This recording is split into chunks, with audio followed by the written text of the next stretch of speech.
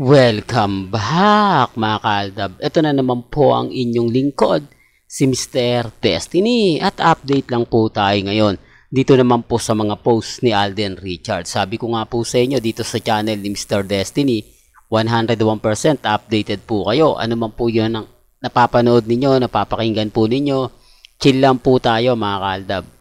Ngayon may photoshoot na naman po na ginagawa si Alden. Hindi po ba? Wala. Kumbaga, sabi ko nga po sa inyo, wala na nga pong taping, pelikula. Ngayon, back to photoshoot nga. At siyempre, nagla-live streaming na po siya sa kanyang gaming. Parang, kumbaga, nagsisimula na po siyang gumawa na naman ng bagong record. Ganyan po kahusay si Alden Richards, mga kaaldab, na lagi naman po nating kumbaga nasusubaybayan. Isa po ito sa kagandahan mga kaaldab kay Alden.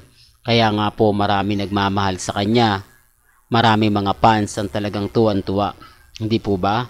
Pero bago tayo magsimula at bago natin ituloy etong mainit na update natin, kung bago ka lang sa channel na to at isa kang true-blooded Aldab Nation na nagmamahal po kina Mengay at Isoy, tama po ang channel na pinuntahan mo, kaya consider na po kitang bagong subscriber. At huwag mong kalimutang i-share ang mga video po natin sa mga mamis, sa mga titas, at sa mga senior. Alam nyo mga kaaldab, nakakatawa lang po yung mga update ni Alden Richards. Talaga naman pong mapapaisip po kayo sa mga post niya. Ganyan naman po talaga si Alden, lalo na po sa pamilya niya.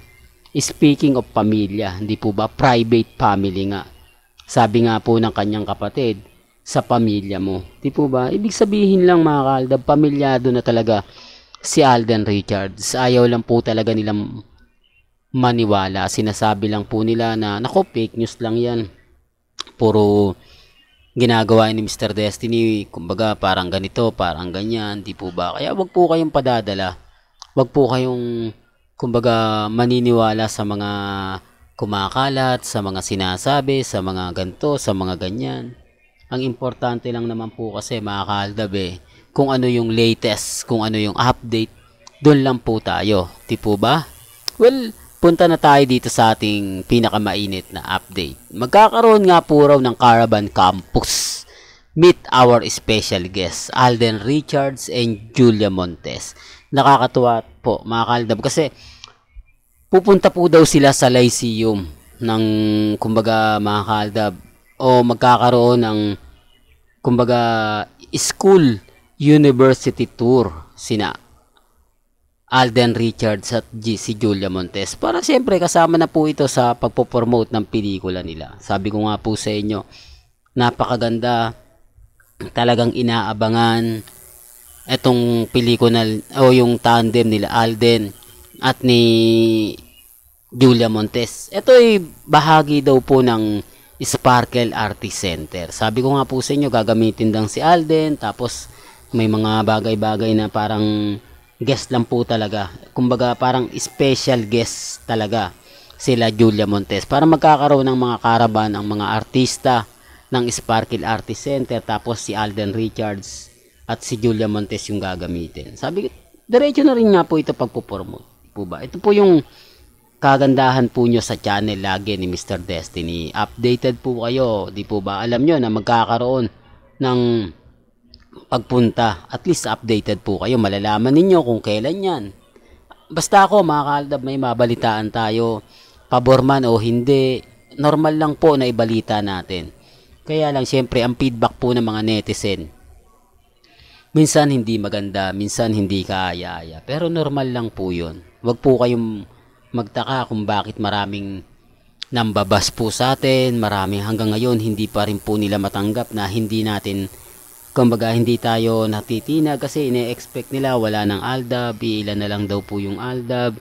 Kumbaga bakit hindi pa raw tayo makapag-move on, hindi pa raw po tayo makapag-react. Pero sabi ko nga po sa inyo, hanggang ngayon nananatiling single si Alden Richards. Nananatiling, kumbaga, sabi nga po ng iba, pag nag-asawa na po raw si Alden, doon lang daw po titigil ang Aldab. Doon lang daw po, kumbaga, sabi ko nga po sa inyo mga kaaldab, depende po yan Depende, di po ba? Antayin na lang natin yung tamang panahon, di po ba? Kita nyo si Daddy Bay, simple lang, hindi nagbibigay ng mga update na talagang mapapaisip po kayo. Minsan nagpaparamdam siya sa Instagram, sa Twitter o sa Facebook, pero ngayon wala na yung cute na bata na kung saan nga po lagi natin nakikita kapag ka nagpo-post si Daddy Bay sa kanyang Instagram. Yan po yung isa, simple lang mga kaaldab. At least alam po ninyo, updated naman po kayo, di po ba? Sa ngayon mga kaaldab, mag-aantay lang tayo ng mga bagay-bagay na update. Kumbaga kung kailan nga po ba ang premiere night ng pelikula nila Julia Montes at Alden Richards, yan po yung inaabangan natin. Tapos kung sino nga po ba talaga ang gaganap o makakasama ni Alden Richards sa bago niyang pelikulang gagawin. Kumbaga sa kabilang o kukuha ng leading lady sa kabilang istasyon.